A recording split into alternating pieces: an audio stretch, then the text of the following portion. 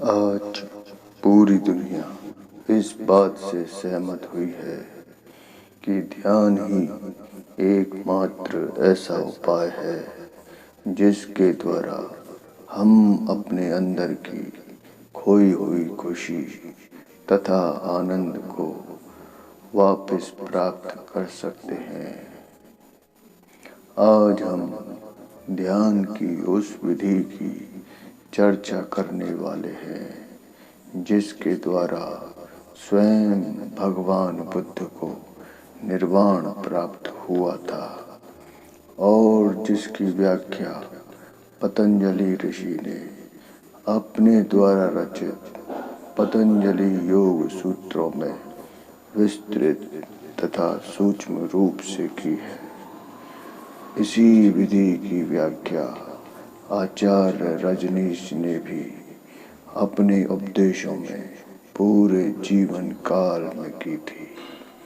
आचार्य रजनीश, जो कि पूरे विश्व में ओशो के नाम से भी जाने जाते हैं। इस विधि का नाम आनापानसति योग है। शिव के द्वारा बताई गई 9 विधियों में से यह पहली विधि तथा सबसे सरल विधि है। इस विधि को कोई भी व्यक्ति, चाहे वो अमीर हो चाहे गरीब, चाहे वो स्त्री हो चाहे पुरुष, किसी भी वक्त किसी भी समय कर सकता है। इस विधि में 8 चरण होते हैं। पहला चरण यम, दूसरा नियम, तीसरा आसनम, चौथा प्राणायाम, पांचवा प्रत्याहार, छठा है ध्यान, सातवां है धारणा और अंतिम 8वां समाधि।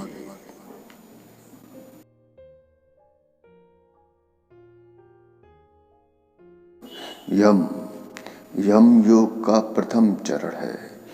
यम का मतलब होता है समाज तथा हमारे बीच का सामंजस्य। यम के द्वारा हम अपने तथा समाज के बीच तालमेल बिठाते हैं। यम हमें सिखाता है कि समाज में किस प्रकार रहा जाए। हमें समाज में इस प्रकार रहना है कि ना तो समाज की शांति भंग हो और ना ही हमारे अंदर की शांति भंग हो, क्योंकि यदि हमारे अंदर की शांति भंग होती है तो हम ध्यान ठीक ढंग से नहीं कर पाएंगे, और यदि हम शांत होंगे तो हम आसानी से ध्यान में उतर सकते हैं। यम के द्वारा हम उन नियमों का पालन करते हैं, उन बातों का पालन करते हैं जो संसार में तथा ब्रह्मांड में शांति के लिए मान्य है।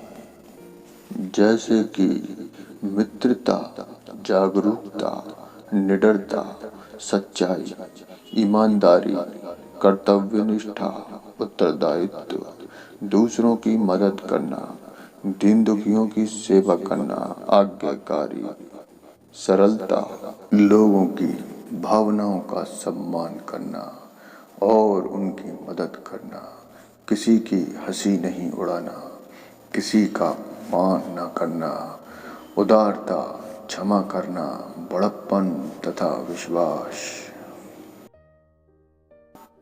नियम योग का दूसरा चरण है। इसके अनुसार तुम्हें योग, ध्यान प्रतिदिन तथा अनवरत बिना रुके करना चाहिए। अपनी अनवरतता तोड़नी नहीं चाहिए। इसमें कोई दिक्कत नहीं कि यदि तुम बहुत ही कम समय के लिए ध्यान करते हो। जरूरी यह है कि तुम थोड़ा ही सही, परंतु वह नियम नित्य प्रतिदिन निभा रहे हो। इसके अनुसार हमारा लक्ष्य हमेशा दिमाग में रहना चाहिए। हमें किसी भी हाल में कभी भी इसे छोड़ना नहीं चाहिए। चाहे हम घूम रहे हों, टहल रहे हों, किसी से बात कर रहे हों, खाना खा रहे हों, किताब पढ़ रहे हों, चाहे कोई भी परिस्थिति हो, हमें अपनी अनवरतता तोड़नी नहीं चाहिए। दुख हो या सुख हो, योगी का अपने लक्ष्य के प्रति लगातार डटे रहना नियम कहलाता है। आसनम, सुख आसनम। यूं तो ध्यान का अभ्यास किसी भी आसन में तथा कभी भी किया जा सकता है, चाहे लेटे हों या खड़े हों, चल रहे हों या भोजन कर रहे हों, चाहे पुस्तक पढ़ रहे हों। सुख आसन का अपना महत्व इसलिए हो जाता है क्योंकि ध्यान के समय हमारी समस्त ऊर्जा एकत्रित होकर निचले केंद्रों से उच्चतर केंद्रों की ओर बढ़ती है। तब वह सीधी रेखा में ऊर्ध्वगामी गति करती है और मन मस्तिष्क को आनंद के प्रकाश से भर देती है। एक सच्चा योगी ध्यान का अभ्यास सतत अनवरत हमेशा करता रहता है, चाहे वो कोई भी स्थिति हो या परिस्थिति हो या फिर कोई भी आसन हो, परंतु पूरे दिन में कम से कम एक बार सुख आसन में ध्यान की अनिवार्यता है। आसन वह होना चाहिए जिसके द्वारा योगी सहज तथा आसानी से ध्यान में उतर सके और ध्यान को साध सके। प्राणायाम, यह योग का चौथा चरण है। अपनी श्वास की लय को ठीक वैसे पहचानना जैसे कि वह है, प्राणायाम कहलाता है। योगी आनापानसति योग में अपनी श्वास पर ध्यान रखता है। वह श्वास जो बाहर जा रही है तथा अंदर आ रही है, केवल श्वास की लय को साधना है। श्वास की लय पर ध्यान रखना है।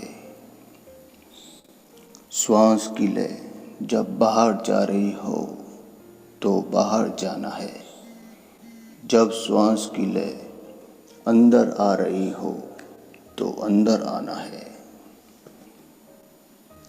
भीतर और बाहर जा रही श्वास का एक आयाम होता है जिसे प्राणायाम कहते हैं।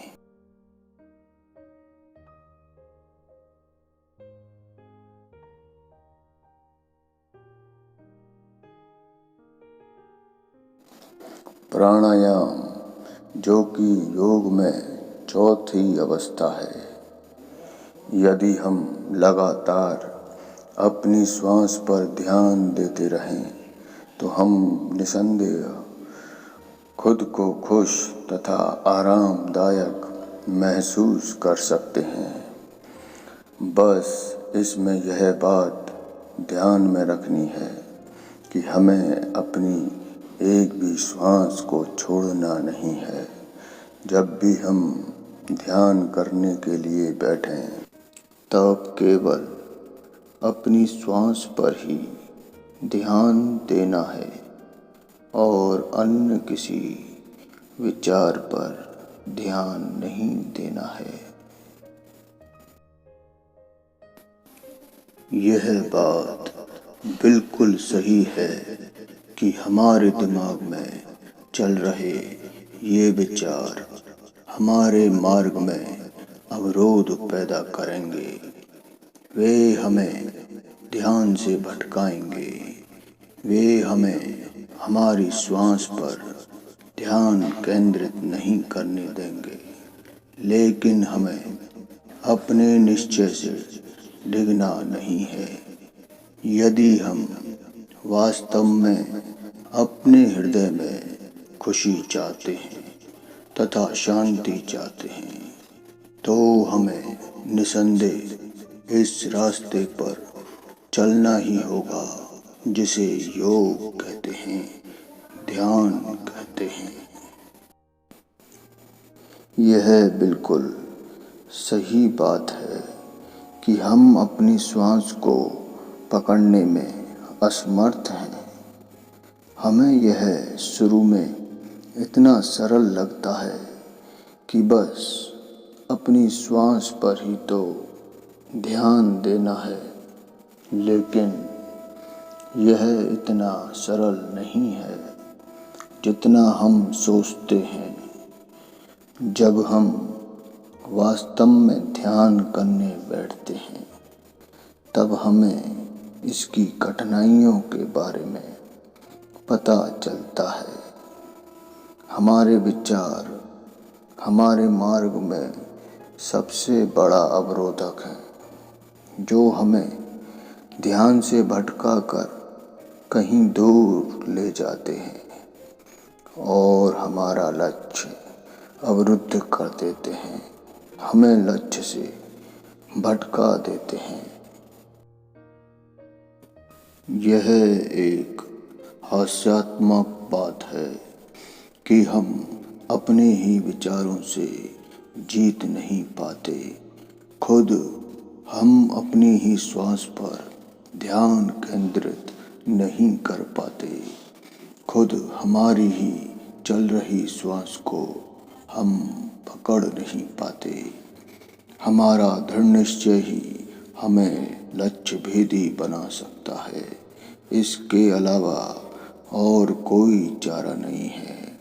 दृढ़ निश्चय और समर्पण ही हमें वह चीज प्राप्त करा सकते हैं जो दुनिया में असंभव समझी जाती है, लेकिन यह संभव है।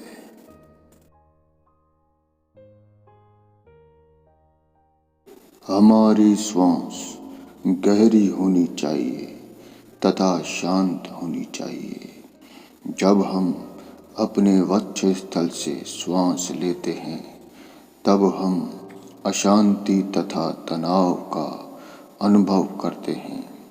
वक्ष स्थल से श्वास लेना श्वास लेने का सही तरीका नहीं है।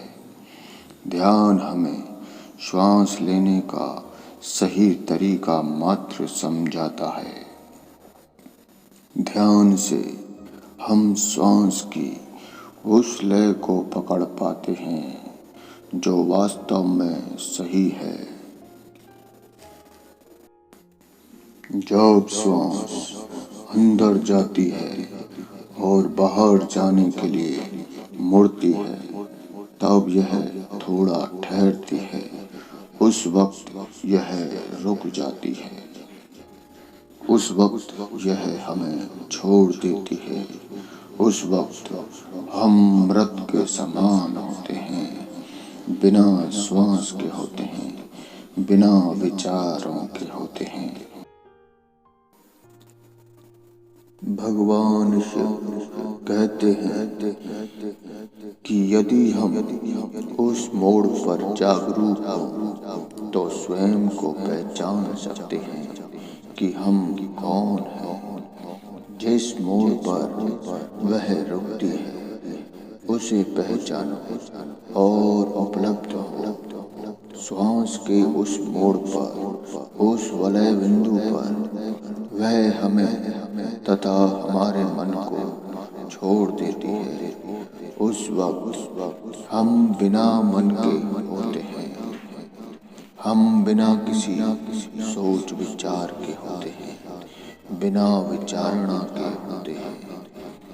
यदि एक बार हम उस वलय बिंदु को देख लेते हैं तो हम श्वास की सही लय को सीख जाते हैं, और एक बार जब हम श्वास की लय को पकड़ लेते हैं तो हम तुरंत ही उसी क्षण यह अनुभव करते हैं कि हम विचारों की पकड़ से बहुत दूर हो चुके हैं और अपने उन विचारों के सवालों का कोई भी जवाब नहीं दे रहे हैं।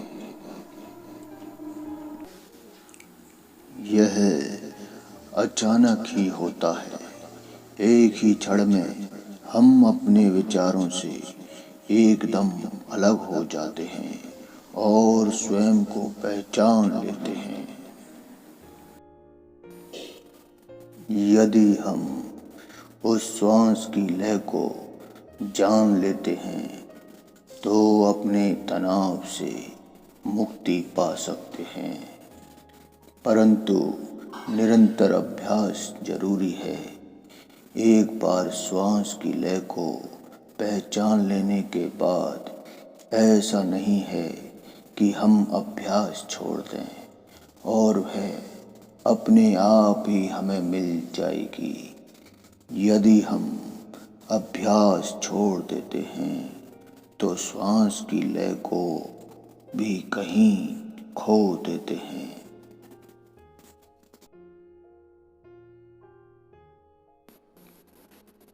हमें उसके पीछे बार बार जाना पड़ता है, प्रयास करना पड़ता है, परिश्रम करना पड़ता है।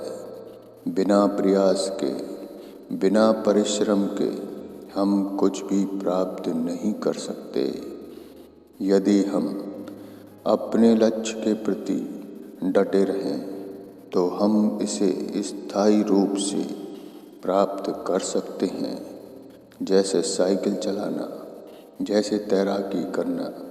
थोड़े दिन तक ज़्यादा अभ्यास और ज़्यादा प्रयास की ज़रूरत पड़ती है।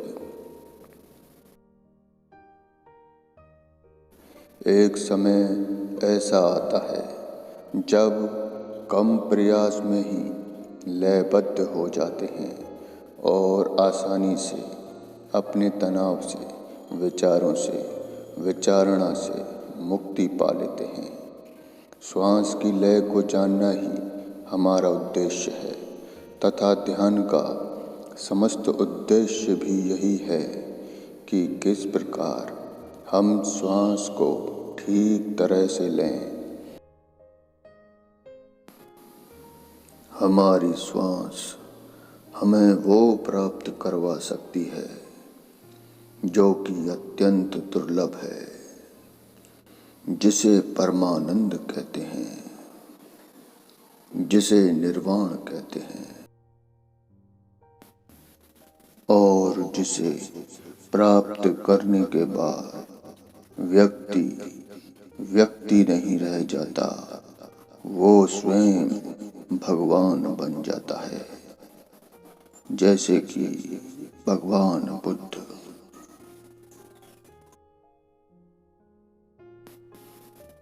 पांचवा चरण है प्रत्याहार। यह योग का पांचवा चरण है।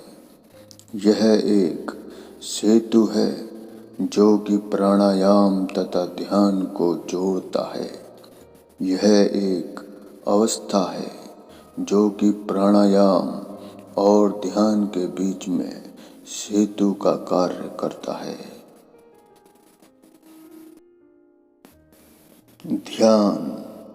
ध्यान योग का छठा चरण है।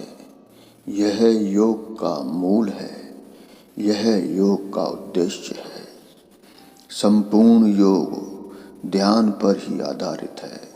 संपूर्ण योग ध्यान को साधने के लिए ही एक जरिया है। यदि कोई व्यक्ति ध्यान को सीधे सीधे साध ले तो उसे कोई जरूरत ही नहीं अन्य नियमों को समझने की। ये नियम तो उन लोगों के लिए हैं जो बिल्कुल साधारण हैं, जो नए रास्तों के प्रति अनजान हैं।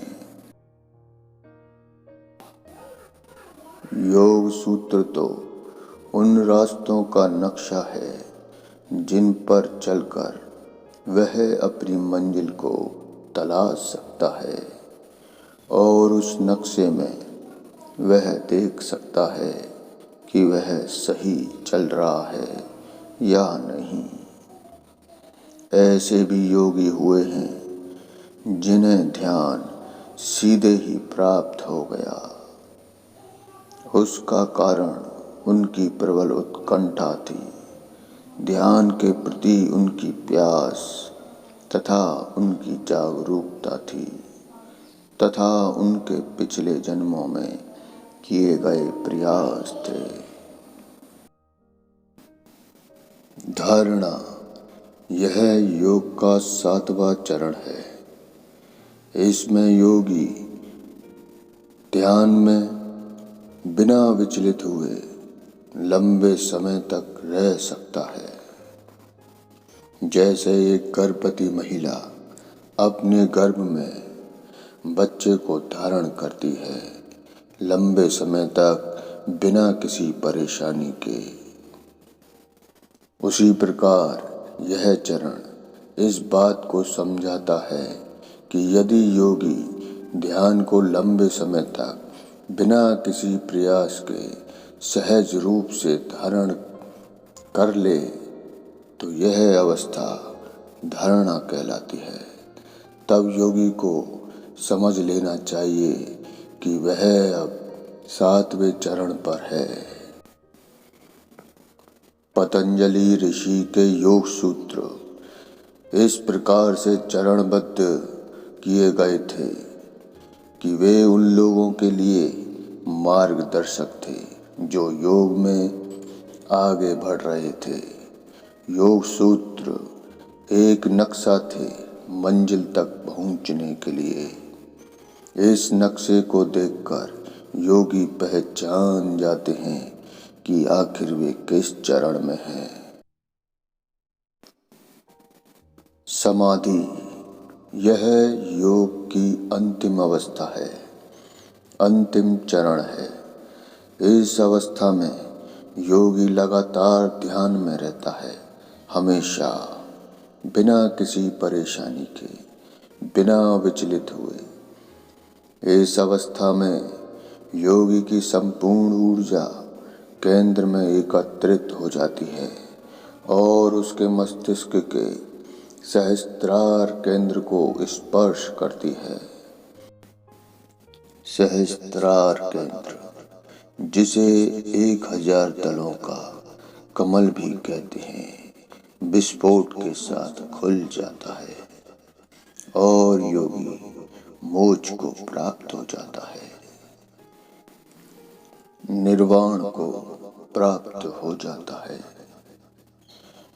हमेशा आनंद और शांति को प्राप्त कर लेता है और अमृत का एहसास करता है।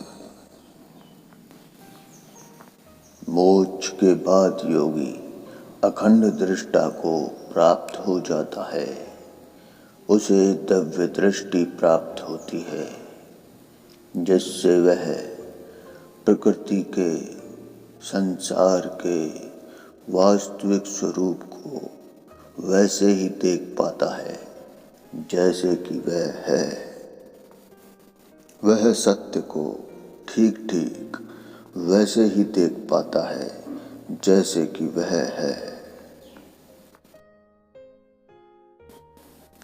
समाधि के बाद भी, निर्वाण के बाद भी योगी संसार में ठीक उसी तरह से रहता है जिस प्रकार से वह पहले रह रहा था। वह सामान्य संसार में ठीक वैसे ही जीता है जैसे पहले से ही जीता आया था। लेकिन उसकी सारी मूर्खताएं, सारे मूर्ख विचार, सारी गलत अवधारणाएं जो उसके मन में पहले थीं, वे सब निकल जाती हैं।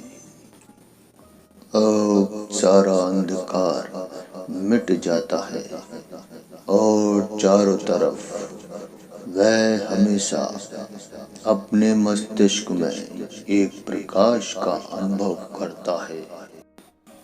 ऐसी परमात्माएं, ऐसे महान बुद्ध जिन्होंने भी उस परमानंद को प्राप्त किया है, स्वयं को उपलब्ध किया है, कभी भी संसार को छोड़ने की बात नहीं की। परमानंद को प्राप्त करने के लिए गृह त्याग की, जंगलों में जाने की या फिर ऊंचे शिखरों पर जाकर तपस्या करने की कोई जरूरत नहीं है। ध्यान तो कहीं भी, किसी भी वक्त, किसी भी जगह किया जा सकता है। जरूरत है दृढ़ संकल्प की, आत्मविश्वास की, समर्पण की। भगवान बुद्ध ने ध्यान के क्षेत्र में जो किया वह सर्वोपरि है। उनके जैसा कोई नहीं। वो अद्वितीय है, अजय है। उनके ज्ञान के प्रकाश से आज पूरी दुनिया जगमगा रही है।